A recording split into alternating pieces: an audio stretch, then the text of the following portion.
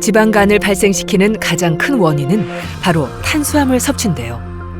탄수화물은 왜 지방간을 만드는 걸까요? 탄수화물을 이제 많이 드시면 그게 왜 지방으로 변할까라고 생각되지만 대사 과정에서 탄수화물은 이제 포도당으로 결국 분해되고 간에서 이제 글리코젠이라는 저장 형태를 가지게 되는데요. 간에서 글리코젠으로 저장되고 난 나머지 또 과행의 탄수화물은 분해산물은 결국 지방산이라는 물질로 전환이 되거든요. 그래서 그 지방이 또 간으로 굉장히 또 지방산들이 많이 유입이 일어나게 되면 그 지방간을 필연적으로 유발할 수가 있는데 결국은 나중에 가서는 술도 별로 안 먹었는데 왜 내가 간경변이냐, 간경화냐 이런 말이 나올 수가 있는 겁니다. 우리가 섭취한 탄수화물은 대부분 포도당으로 전환되고 소장 효소에 의해 위와 문맥을 통해 간으로 운반됩니다. 이때 일부는 글리코젠으로 저장되고 남은 포도당은 장기에 공급되어집니다. 탄수화물을 섭취하게 되면 우리 뇌에선 도파민이 분비되는데 탄수화물이 더 먹고 싶도록 자극을 줍니다. 하지만 과잉된 탄수화물은 지방산으로 전환돼 중성지방으로 체내에 저장됩니다. 내장 지방이 쌓이고 간세포 내에도 지방이 축적되면서 지방간을 유발시킵니다. 결국 탄수화물을 즐길수록 체중 감량에 실패하기 쉬운데요. 하지만 밥심으로 산다는 한국인의 식단에선 탄수화물을 빼놓을 수 없죠. 적정 탄수화물 섭취 기준은 총 섭취 에너지 중 55에서 65% 정도. 그러나 하루 권장량을 훌쩍 뛰어넘는 경우가 많습니다. 짠 음식하고 탄수화물 이렇게 좋아합니다. 네.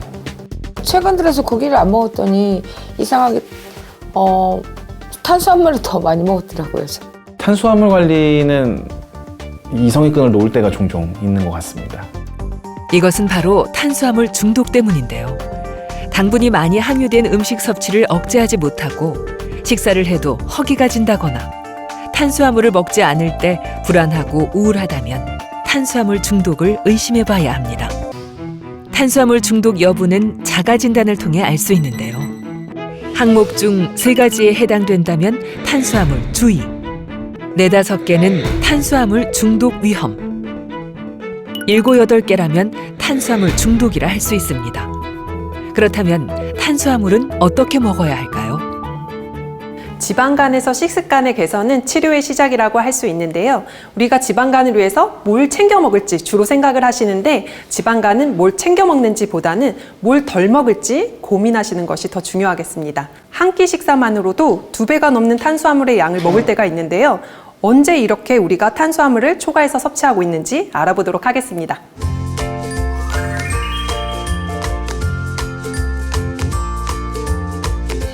햄버거 하나만으로도 우리가 한 끼 식사가 되는데요. 사이드로 감자튀김이 꼭 따라오잖아요. 감자튀김 하나도 한 끼 식사가 될 수 있는데요. 햄버거 빵에 붙어 있는 탄수화물, 감자튀김 해서 탄수화물 양이 2배로 들어오게 됩니다. 그리고 우리가 빵 2장을 먹을 때 잼을 맛있게 발라 먹지만 이 잼도 탄수화물에 속하게 되고요. 도토리묵, 많은 분들이 도토리를 놓치게 되는데 도토리도 탄수화물에 속하게 됩니다. 이 도토리묵에 밥을 말아서 도토리묵밥으로 드시면 탄수화물 조합인 2배 식사를 하게 되는 거고요.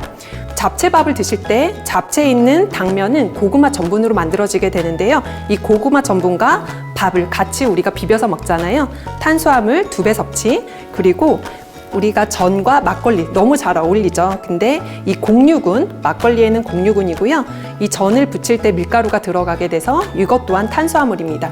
이 또한 탄수화물 조합으로 볼 수 있고요. 또 우리 부대찌개 드실 때 밥하고 부대찌개만 드시는 게 아니라 꼭 거기에 라면사리가 들어가죠.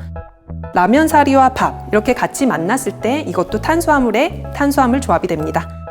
또 순댓국, 순대 자체도 잡채가 들어가기 때문에 그 잡채와 밥이 만났을 때 이 한 끼가 탄수화물이 2배 들어오는 식사가 됩니다.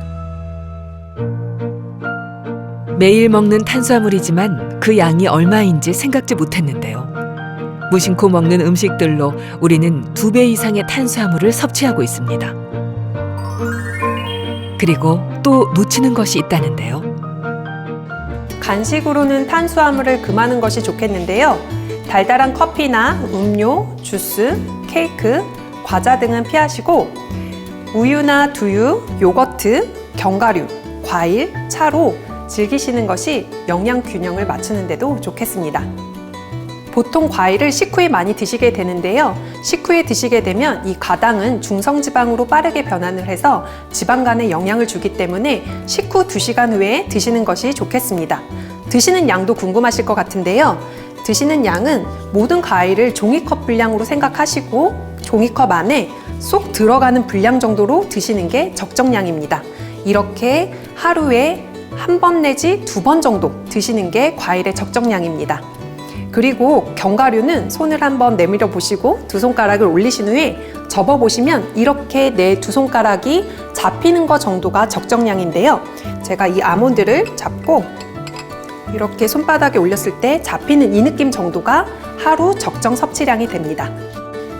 유제품을 고르실 때는 당류가 낮은 제품을 선택하시고 하루 1팩에서 2팩 정도 드시면 되고요. 이걸 식후 2시간 후에 이것도 맞춰서 드시는 것이 좋겠습니다. 탄수화물을 줄이고 영양소를 골고루 먹는 것이 체중 감량과 지방간을 줄이는 데 무엇보다 중요합니다.